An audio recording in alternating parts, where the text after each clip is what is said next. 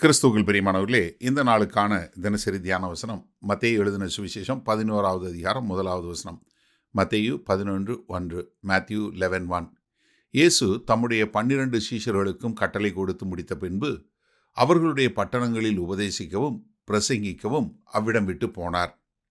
இப்போ 12 சீஷர்களுக்கு நீங்கள் எங்கே போய் பிரசங்கம் பண்ணணும்னு அவங்களுக்கு எல்லாம் சொல்லி கொடுத்துட்டு, நீங்கள் போகும்போது என்ன எடுத்துகிட்டு போகணும், எப்படி உங்களை வரவேற்கிறவங்ககிட்ட நீங்கள் எப்படி நடந்து கொள்ளணும், உங்களை நிராகரிக்கிறவங்ககிட்ட எப்படி நடந்து கொள்ளணும், நீங்கள் எப்படி பயப்படாமல் பிரசங்கம் பண்ணணும், நீங்கள் யார் கர்த்தர் ஒருத்தருக்கு தான் பயப்படணும், இப்படி எல்லா காரியங்களை சொல்லி முடித்து விட்டு அவர் எங்கே தொடங்குறாரு? அவருடைய பட்டணங்களில்.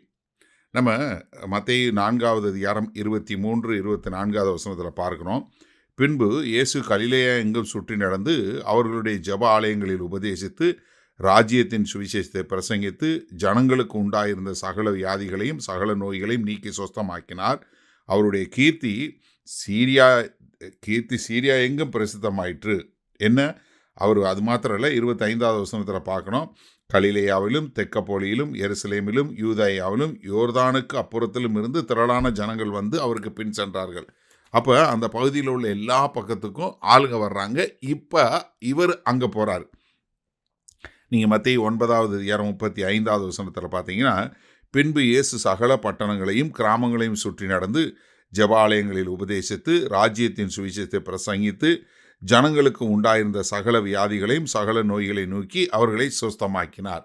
அப்போ என்ன, எல்லா பட்டணங்கள் கிராமங்கள் என்று சொல்லக்கூடிய ஒரு காரியம் எல்லா இடத்துலையும் போகக்கூடியதா.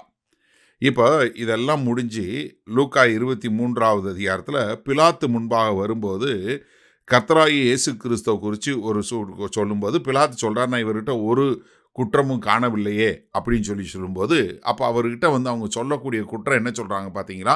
லூக்கா 23வது அதிகாரம் 5வது வசனத்தில், இவன் கலிலேயா நாடு தொடங்கி இவ்விடம் வரைக்கும் யூதேயா தேசமெங்கும் உபதேசம் பண்ணி ஜனங்களை கலகப்படுத்துகிறான் என்று வைராக்கியத்தோடு சொன்னார்கள். எப்படி?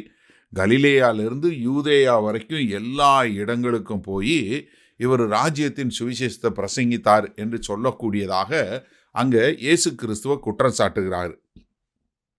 அதாவது தன்னுடைய சீஷர்களை நீங்கள் எப்படி இஸ்ரவேல் தேச மக்கள் தொலைந்து போன இஸ்ரவேல் ஆடுகள்கிட்ட நீங்கள் போங்கன்னு சொல்லிட்டு இப்போ கர்த்தராகிய இயேசு கிறிஸ்துவும் கலிலேயா தொடங்கி யூதேயா வரைக்கும் உள்ள எல்லா சகல பட்டணங்கள் சகல கிராமங்கள் இங்கே எல்லாம் போய் ஜெப ஆலயங்களில் உபதேசிக்கவும் சந்தை வழிகளில் பிரசங்கிக்கவும் ஜனங்களுக்கு உண்டாயிருந்த எல்லா வியாதிகளையும் சுஸ்தமாக்கி அவர்தான் மேசியா, அவர்தான் அவர்களை காப்பாற்ற வந்த அவர்களை ரட்சிக்க வந்த இரட்சகர் என்பதை காட்டும் விதமாக அங்கே எல்லா இடங்களும் சுற்றி திரிந்து அவர் பிரசங்கிப்பதற்காக அங்கிருந்து போனார் என்று சொல்லக்கூடிய ஒரு காரியத்தை இங்கே நம்ம பார்க்குறோம்.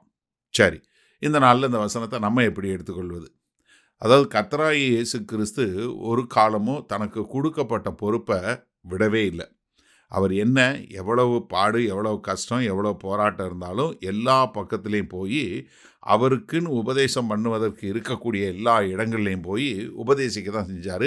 எங்கேயும் அவர் ஒரு நிமிஷம் கூட அவர் உபதேசம் பண்ணுவதற்கோ காரியங்களை செய்வதற்கோ அவர் ஒரு நேரம் கூட அவர் கவலைப்படவே இல்லை. அதை பற்றி அவர் வருத்தப்படவும் இல்லை. ஏன்னா அவர் என்ன, என்னுடைய பிதாவினுடைய காரியங்களை செய்வதற்காகத்தான் வந்திருக்கேன் அப்படின்னு சொல்லக்கூடிய காரியத்தை சொன்னார். ஏன்னா நம்ம மார்க் 1வது அதிகாரத்தில் பார்க்குறோம், கர்த்தராகிய இயேசு கிறிஸ்து வராரு, வந்து அங்கே போய் அங்கே இருந்த மக்களுக்கு வந்து இருக்கிற எல்லா வியாதிகளையும் போக்கக்கூடிய ஒரு காரியத்தை பார்க்குறோம். அதே மாதிரி கலிலேயாவுக்கு வர்றாரு. அங்கே சீமோன் வீட்டுக்கு வரும்போது சீமோன் பேதுருவோட மாமியார் வந்து சுகமில்லாமல் இருக்கிறாங்க, அவங்கள சுகப்படுத்திடுறாரு. உடனே ஊரில் இருக்க எல்லாரும் வந்துடுறாங்க. எல்லாம் அங்கே வந்து எல்லா வியாதிகளையும் குணமாக்கிட்டு அதிகாலமே எழும்பி கர்த்தர் தனியாக போய் ஜெபம் பண்ண போயிடுறாரு. இப்போ சீமோனும் அவர் கூட இருந்தவங்களும் அவரை தேடி கண்டுபிடிச்சி, ஆண்டவரே நீங்கள் எங்கே போயிட்டீங்க, உங்களை காணோம், எல்லாரும் உங்களை தேடுறாங்கன்னு சொல்லும்போது மார்க் 1வது அதிகாரம் 38வது சொல்லும்போது என்ன சொல்கிறாரு? அடுத்த ஊர்களிலும் நான் பிரசங்கம் பண்ண வேண்டுமானவதால் அவ்விடங்களுக்கு போவோம் வாருங்கள், இதற்காகவே புறப்பட்டு வந்தேன் என்று சொல்லி. என்ன, நம்ம மீதி இடங்களுக்கும் போகணும். நான் வந்தது என்ன, மற்ற இடங்கள் எல்லாவற்றிலும் தேவனுடைய சுவிசேஷத்தை சொல்லணும். இப்போ இதே கடமை தான் உங்களுக்கும் எனக்கும். ஏன்னா கர்த்தராகிய இயேசு கிறிஸ்து சொன்னார், பிதா என்னை அனுப்பினது போல நான் உங்களை அனுப்புகிறேன். அப்போ நம்மளும் இருக்கிற இடங்கள் எல்லாவற்றிலும் தேவனுடைய ராஜ்யத்தின் சுவிசேஷத்தை குறித்து பிரசங்கிக்கிறவர்களாயும் ஜெப ஆலயங்களில் உபதேசிக்கிறவர்களாயும் இருக்க வேண்டியது மிகவும் அவசியம். அதை நாம் செய்வதற்கு தடையே இருக்கக்கூடாது. நாம் கர்த்தர் ஒருவருக்கு பயந்து காரியங்களை செய்யக்கூடிய மக்களாய் இருக்க வேண்டும்.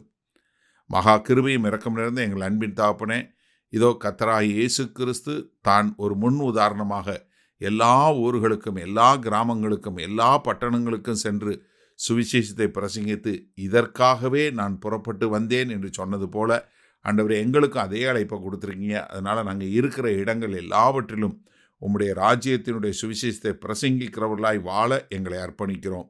மீட்பெரும் இரட்சகருமாகிய இயேசு கிறிஸ்துவின் மூலம் பிதாவே, ஆமேன். கர்த்தர் உங்களை ஆசீர்வதிப்பாராக. நாம் இன்று மாலை மன்னால சந்திப்போம்.